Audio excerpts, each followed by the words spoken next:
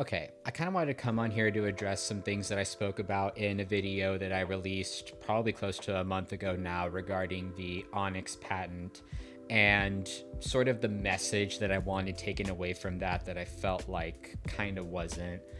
This is definitely going to be more of an uncut video because it's just an addendum. And if you haven't seen that video, I'd go watch it. I'll link it up above.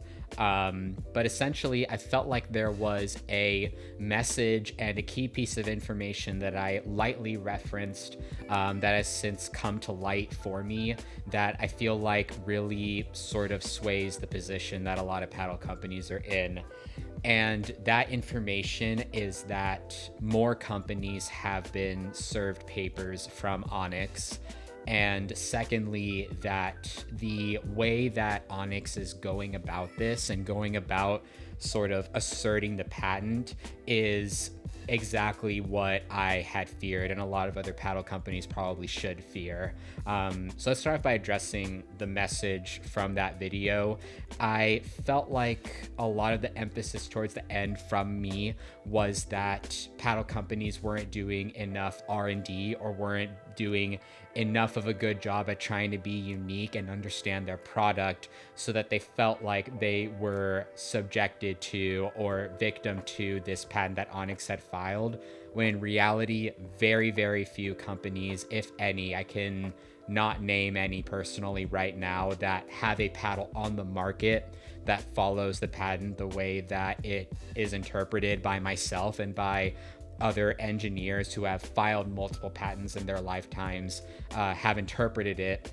However, again, this kind of leads into the second thing that I was going to discuss, is that the way that this is being interpreted by Onix, and by this I mean the patent, is exactly what I had feared and exactly what is probably cause for a lot of caution. I don't want to say anything in the way of any danger or anything like that. I think that Onix is being very intentional with who they're going after, and I have speculation as to the exact thing that links these companies together, but of course don't want to spread rumors on here, so I'll keep that close to the chest for now.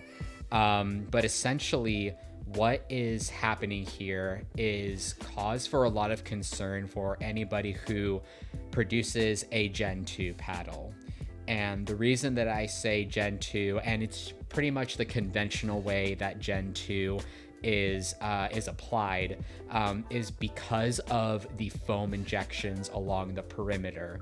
So in that video that I put out not too long ago, essentially what I described as the center of a paddle that is surrounded by a tube is essentially where the core would be, as we know a modern paddle to be constructed. And that core is obviously made of polypropylene in most cases, gearbox using carbon fiber, a couple other companies using aramid fibers, things of that nature. None of those fell under the air sac or foam or completely foam filled center the way that Onix had written it in their patent. And so I automatically assumed that this was probably the number one thing that was disqualifying most companies from violating the patent, on top of the fact that they were talking about a tube surrounding the entire structure. And in no way at any point does any company construct a tube to surround the paddle frame and produce paddle blanks like that. It's just not what happens. Now, here is where, again, and was reached out to by an anonymous company that would like to remain that way, that has been served papers from Onix. And the way that the issue is described is, and I'll throw up the pictures of the paddles that I deconstructed in that original video there. I also got it right here for explanation. This is, and again, this isn't one of the companies that has been served papers. I'm simply using this Thrive Rush as a general sort of this is how you would expect Gen 2 paddles to be constructed. So the pictures will do this a lot more justice, but if you look really closely into the perimeter edge foam of these paddles, what you would see if you were to cut it open the way I have is you'll see the foam filled center, which is super dense and kind of firm. And what you'll see is that a natural question might be when you foam inject edges is you hear a lot of rattling in some paddles after some period of time. And so you might think, hey, is that foam coming loose? So what's keeping that foam there? Well, what does keep that foam there is essentially a tube of carbon fiber. And it's not a tube in and of itself. It's really just like a semicircle, tubular-like structure of carbon fiber that its sole purpose is to hold the foam against the edges of the paddle. And even when I cut open this gearbox, I realized that they kind of do the same thing, just to separate the foam, the super dense foam in the edges from the more flexible foam that's black on the inner part. I'll throw up a picture of that too. And you might kind of know where I'm going with this in that obviously the Onix patent does talk about a tube, and does reference that as part of the patent. And essentially what Onix is doing in this instance is they have patented a way of paddle creation where a paddle that is thermoformed, the way that they are interpreting it, a paddle that is thermoformed and contains any tube where the center of the tube itself, not of the entire paddle blank structure, is covered by the patent. And so what's happening to some companies that, again, all would like to remain anonymous and have been served papers, C&Ds from Onix, is that Onix is interpreting these quote unquote tubular structures that are holding foam in the center as violations of the patent, and essentially paddles that are constructed in that same way. And so this is why I say that Gen 2 paddles might be in trouble, because as I just mentioned, the vast majority of Gen 2 paddles are created in this way, and it makes a lot of sense so that the foam doesn't go and get loose and enter into the paddle. And so that is a problem. And the unfortunate thing at this point is that Onix has now won their lawsuit against one company to date, Pickle, and I talk about how that went down in the video and the repercussions of that for Pickle at the time. But essentially, this is the direction that Onix is going, and this is the sort of direction that they are taking with these companies that they are serving papers to. And again, I think that Onix is being a little bit strategic with who in particular they're going after. But in the grand scheme of things, if I was to place any opinion on this whatsoever, I think that Onix is attempting to establish patent law so that when they go after a larger company at a similar level with similar resources, like a Yola, like a Selkirk, like, whomever they decide is using this same technology, that they now have the quote unquote patent law on their side in those lawsuits. At this point in time, it doesn't seem like Onix is taking the same route, is not trying to bankrupt companies that are using this technology that they've patented. They're essentially requesting that they pay them a licensing fee for those paddles. And now, obviously, this isn't me justifying them doing this. I think in the end, this is just a really shady move by Onix in general, just to be, doing this to these smaller paddle companies and starting off with them, knowing that they don't really have the resources to defend themselves in a court.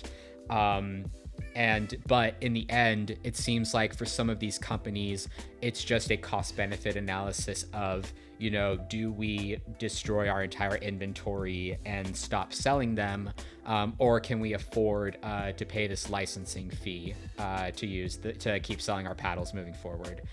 And, for some companies that's going to be feasible, and for a lot of them it won't be, depending on who Onix decides to go after. But in the end, this is just a really, really crappy move by Onix for a couple of reasons. Firstly, being what I just mentioned, I think that there is a standard as to how Gen 2 paddles are sort of created nowadays, and to just lay your claim over that technology after you have essentially been irrelevant for 2.5 years. I don't know a single person who plays with an Onix paddle. I don't know beginners that use any Onix paddle except for the Z5. And even that is more and more rare to find these days, as pro level companies make raw carbon fiber paddles more and more accessible to people wanting to spend less money. I think that, that is just a terrible way to bring yourself back into the spotlight of pickleball and of this paddle space. And secondly, of course, even if a company can pay this licensing fee and can stay in business in this way, all of the extra expenses that these companies are going to incur is going to trickle down to the consumer. So, these companies will break down how much this licensing fee is going to cost them per unit, and then that is going to trickle out to the consumer. $150 paddles from companies serve C&Ds that'll pay these licensing fees will now become 180, 100 whatever dollars, in order to essentially keep them in business and keep them at some point receiving some type of profit from selling the paddles. Because at the end of the day, small businesses, and there's a lot of them out there, want to keep paddles accessible, but in the end, business is business. And in the end, they could lose a lot of customers over that would end up putting them out of business anyways. So I think that if you're a company that is currently in production of a paddle using this type of format, again, I wouldn't be too worried about about the scenario with Onix, as again, I think they're going after certain companies in particular, and in the long run, if they do decide to go after every single company in the space using this technology, that's going to be very far out in the future. Far enough, I think, for companies to pivot away from this sort of tubular structure of containing the foam. Some companies are deciding to just purely foam inject the cells on the edges of the paddle. You've seen that Nexus foam injects all of the cells. It's a very similar concept, except they're just doing so with some firmer foam on the edges. So, while I'm not 100% recommending that companies that are doing this start to move away now, I would definitely begin having that discussion and at least keep that in the back of your minds, because I don't think anybody except Indian Industries and whoever is higher up at Onix knows who their next move is, knows who their targets are, and knows where they're going to go next and what their plans are for the future. And so I would hope that, again, if they are going to continue pursuing this licensing fee and continue enforcing this patent on companies with this technology, that I would hope that it takes them a couple of years to do so, which will ideally be plenty of time for people to pivot away from that technology in the first place.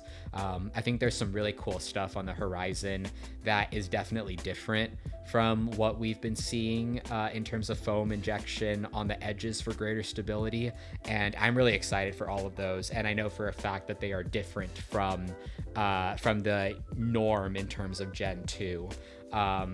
And so, yeah, I just wanted to put this video out there as an addendum to what I said then. I'm not afraid to correct myself if I've said something wrong or if I feel like I've sent the wrong message. And so I hope that that's sort of what you glean from this as a viewer, is that, there is obviously room for interpretation when it comes to every single piece of drama in the pickleball space. But this in particular, when I feel like a message is when I feel like a video is sending a message that is patently false, such as, hey, if you know your product, then you should know that you're safe. When in reality, Onix is taking a lot of liberties with how they are applying their patent to the lawsuits.